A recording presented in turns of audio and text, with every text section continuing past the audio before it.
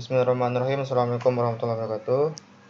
Nama saya Ahmad Tri Surya Suringgana, NIM F1B 0190013. Di sini saya akan menjelaskan tentang pengertian sumber satu fasa pada praktikum pengukuran besaran listrik. Yang pertama bisa kita lihat dari tugasnya yaitu memberitahu subjudul percobaan. Jadi subjudul percobaannya ini adalah pengukuran besaran listrik satu fasa. Pengukuran energi listrik satu fasa itu subjudul percobaannya. Terus yang kedua, pengertian sumber satu fasa, daya aktif, daya semu, dan daya reaktif. Jadi yang pertama saya akan menjelaskan daya aktif. Apa itu daya aktif? Daya aktif adalah daya yang sesungguhnya dibutuhkan oleh beban. Satuan daya aktif adalah W atau watt dan dapat diukur dengan menggunakan alat ukur listrik wattmeter.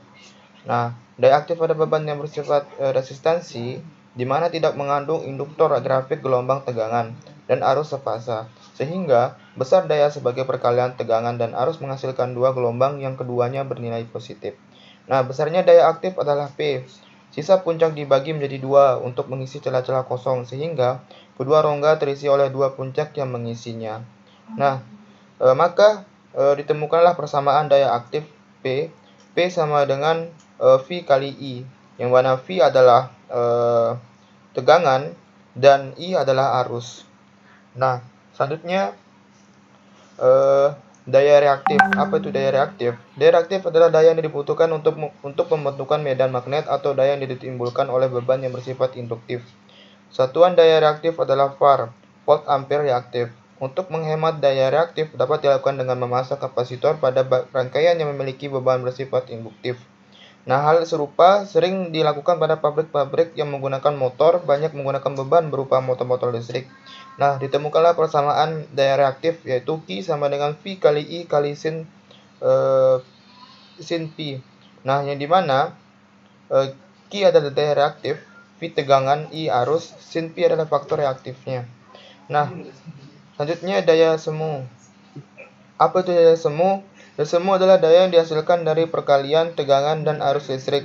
Nah, daya nyata merupakan daya yang diberikan oleh PLN kepada konsumen. Satuan daya nyata adalah VA, volt ampere. Beban yang bersifat daya semu adalah beban yang bersifat resistansi.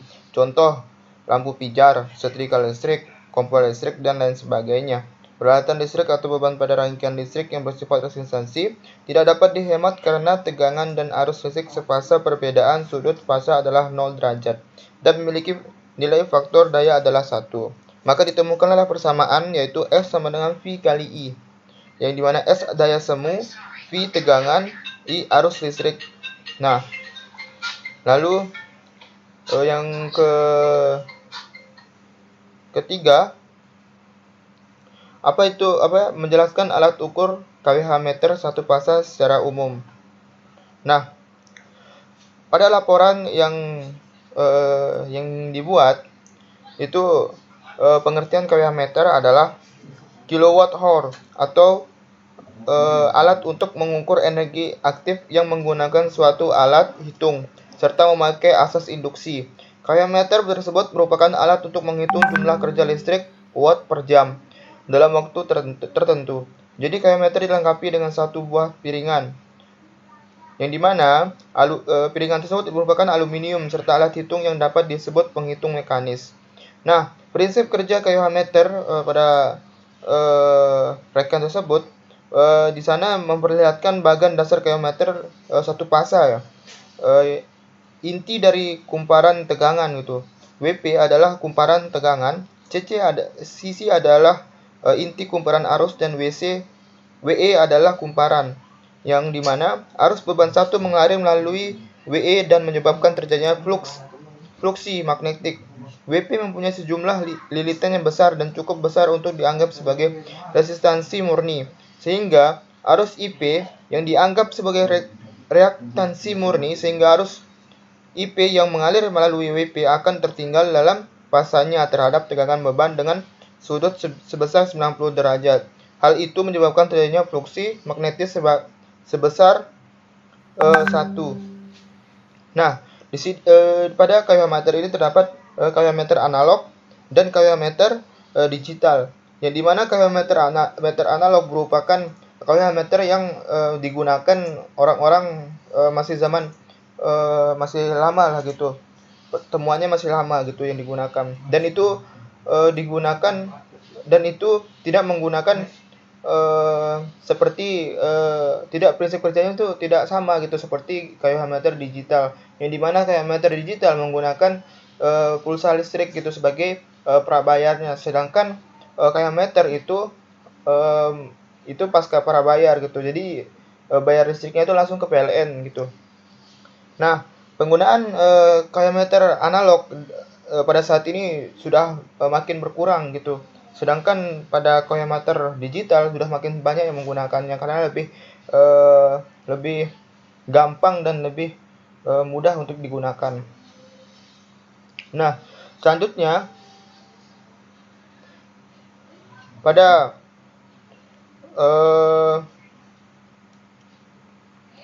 kalorimeter satu fasa ini adalah instalasi listrik yang menggunakan 2 kawat gitu. 2 kawat penghantar, yaitu 1 kawat fasa dan 1 kawat nol netral. Nah, jadi secara sederhana, listrik satu fasa dapat dikatakan sebagai listrik yang terdiri dari 1 kabel bertegangan dan 1 kabel netral. Pengertian sederhananya adalah listrik satu fasa terdiri dari 2 kabel, yaitu 1 bertegangan dan 1 netral. Nah, umumnya listrik satu fasa bertegangan 220 volt yang digunakan banyak orang gitu. Nah, dengan tegangan 220 volt, listrik satu fasa banyak digunakan pada perumahan. Namun listrik PLN di jalanan itu memiliki 3 fasa, tetapi yang masuk ke rumah kita hanya 1 fasa gitu. Karena kita tidak memerlukan daya besar.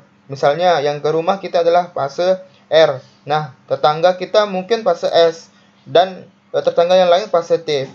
Nah, untuk pengukuran energi satu fase digunakan persamaan kalorimeter sama dengan V kali I cos Pi per 1000 kali T, yang dimana V sebagai tegangan fasa, I sebagai kuat arus, cos theta faktor daya, T yaitu waktu atau hour.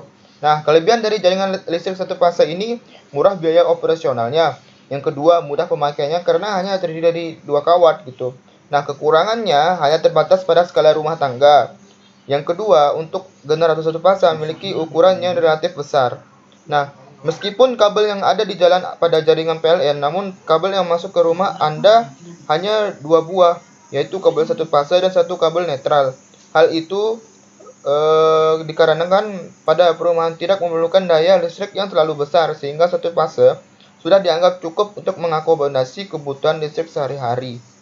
Nah, selanjutnya yang keempat, menjelaskan alat ukur ampermeter dan voltmeter serta dengan cara penggunaannya. Jadi, voltmeter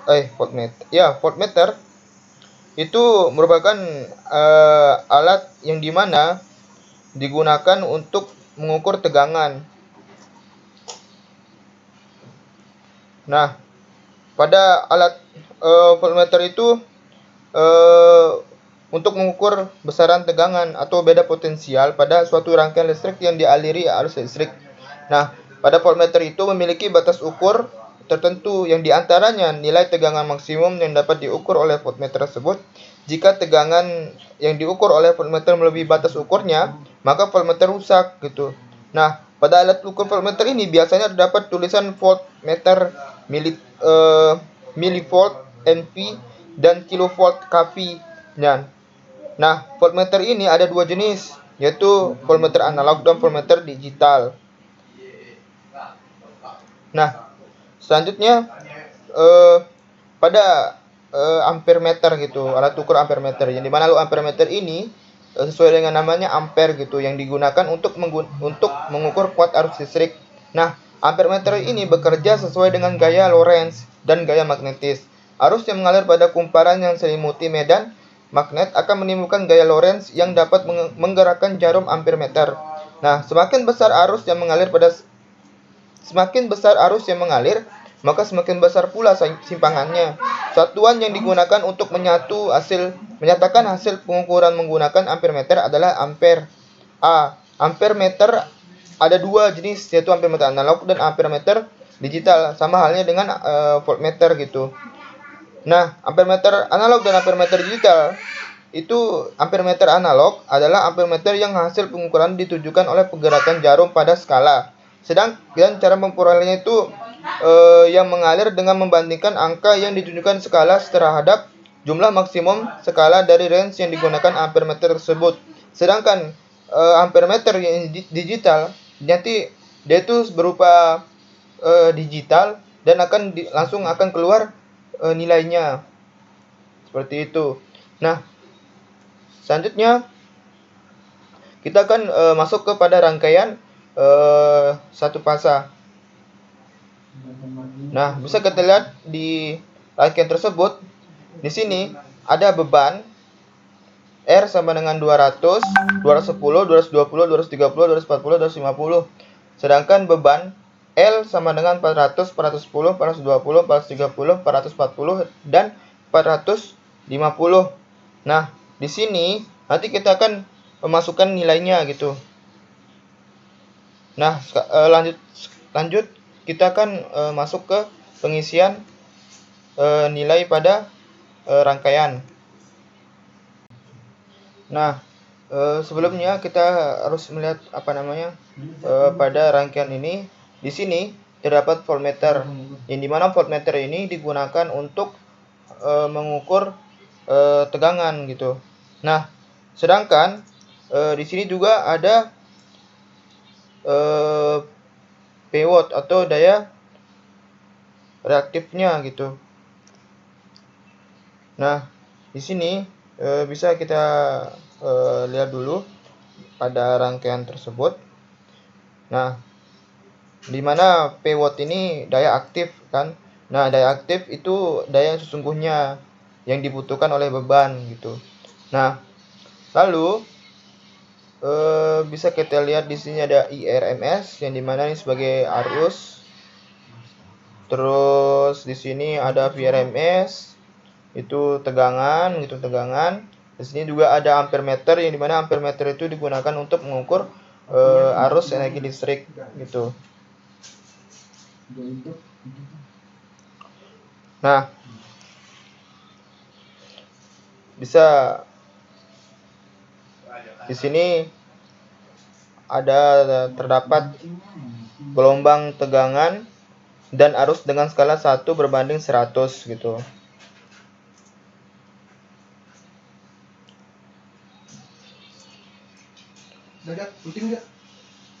Nah, di sini kita terdapat ditemukan kifar gitu.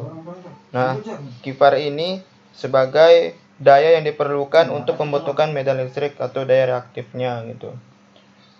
Nah, langsung aja kita mulai ke pengisian nilai ya. Nah, kita akan mengganti nilai R dan L gitu. Nah, jika terdapat R 200, L-nya 400. Ada 6 data di sini kita masukkan nanti. Nah,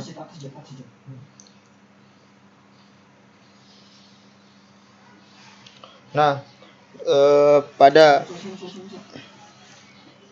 yang kita disuruh yang pertama yaitu di sini kita akan mengganti di active powernya sama di induktif reaktifnya.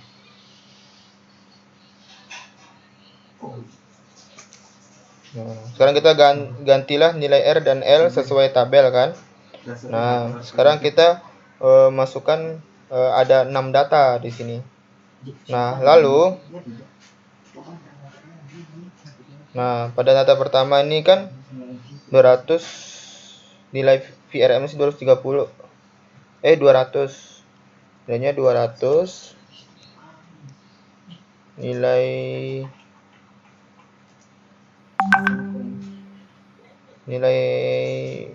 Di sini frekuensinya 50. Oke, aktif. Di sini aktif powernya 250.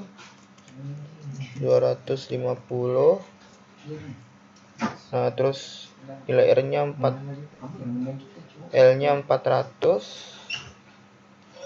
Nah, lalu dinilai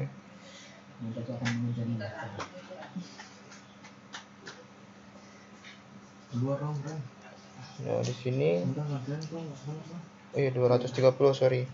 230. Di sini 200. Di sini 400 kan. Nah, tinggal kita apply. Oke. Nah, di sini kan kita lihat masukkan daya reaktifnya ya.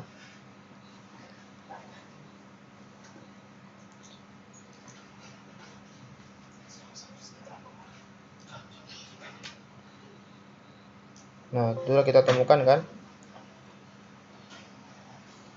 daya aktifnya itu sebesar 192,7. Kifarnya sebesar 385,4. Terus energinya itu 19,27.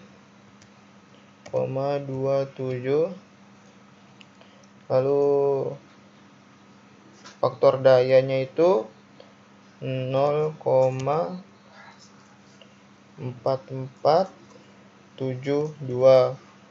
Nah, lalu nilai arusnya itu 1,909. Nah, tegangannya itu 225,7. Nah, data selanjutnya ya. Nah, di sini kita masukkan 210 ya. 210 terus 410. Oke, kita apply terus running. Oke. Terus kita masukkan putaran. Nah, maka ketemulah datanya yang dimana daya reaktifnya itu 202. Nah, kifarnya itu 394,6 kan. Nah, oke. Energinya itu 20,2. Nilai tegangannya 225,6. Ini tegangan. Terus arusnya itu 1,965. Terus faktor dayanya itu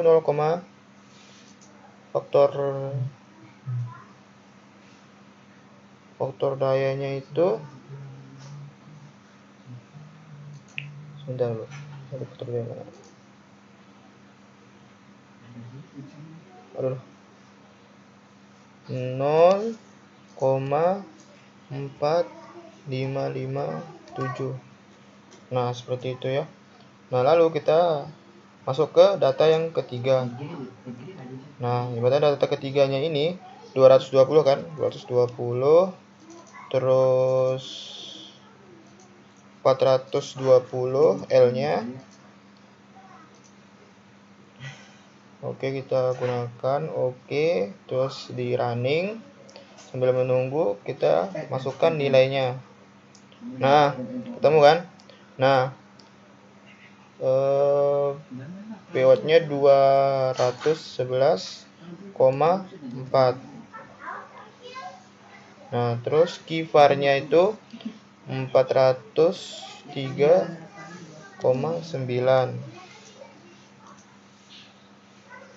Nah, terus energinya 21,14. Nah, ini 21,14, lalu tegangannya 225,5. Lalu arusnya itu 2,022. Terus faktor dayanya itu 0,4638. Oke. Kita masuk ke data ke apa tadi? Data keempat ya. Nah, 230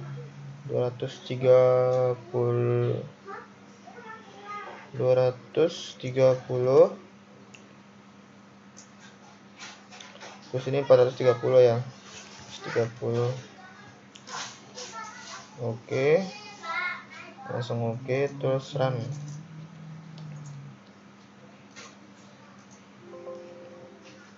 Nah, sudah ketemu. Sudah di run. Kita masukkan PW-nya berapa? 0,9. Terus kifarnya itu 413,1. Energinya 22,09. Lalu tegangannya 5,4. Lalu arusnya itu 2,078. Faktor dayanya itu 0,4715. Nah, selanjutnya data yang selanjutnya ini kita saudara, kita masukkan datanya di sini 240 ya, 240. Di sini 440. Kita masukkan lalu run. Oke, ini data yang kelima ya. Data yang kelima. Nah, bisa kita ketahui PW-nya adalah 230,2. Nah, kifarnya itu 422,3. Nah, energinya itu 23,02. Terus tegangannya itu 225,3 ya. Terus arusnya itu 2,135. Lalu faktor dayanya itu 0,4786 ya. Oke, data terakhir ya. Data terakhirnya 250. Sini 450.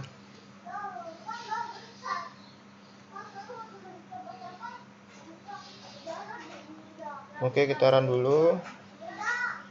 Sudah. Nah, sekarang kita lihat di PW-nya berapa. PW-nya itu 239,6.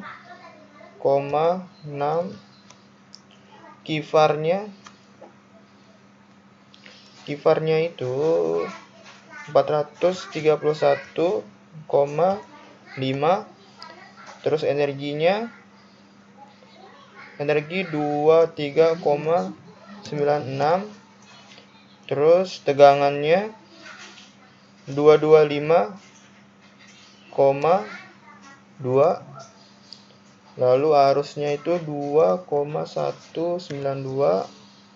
Terus faktor daya 0,4855.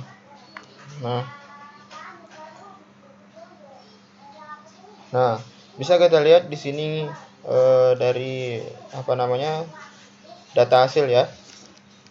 Data hasil yang sudah kita coba, yang sudah kita isi tadi kan, dengan nilai resistor dan induktornya kan, masing-masing resistor dan induktornya. Nah, dari data ini kita dapat melihat bahwasannya jika nilai dari resistor dan induktornya semakin besar, maka nilai dari tegangannya makin menurun gitu.